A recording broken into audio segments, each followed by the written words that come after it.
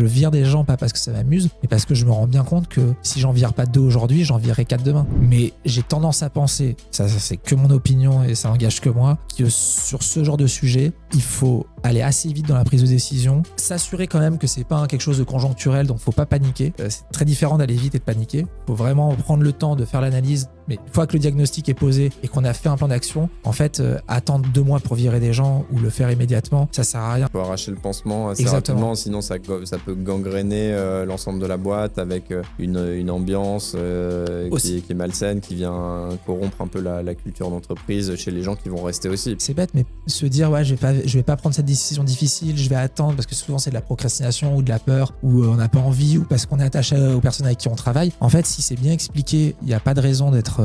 faut bien le faire, on peut le faire de façon humaine, et en fait c'est derrière, je vire des gens pas parce que ça m'amuse, mais parce que je me rends bien compte que si j'en vire pas 2 aujourd'hui, j'en virerai 4 demain. Donc c'est vraiment dans cette logique-là qu'il faut le prendre, et c'est pour ça que je pense qu'il faut aller rapidement dans la prise de décision, qui est qu'à partir du moment où je sais que c'est la bonne décision, il faut y aller. Et il faut pas perdre de temps, parce que 1 mois et demi, c'est 1 mois et demi d'un autre salaire qu'on pourrait payer.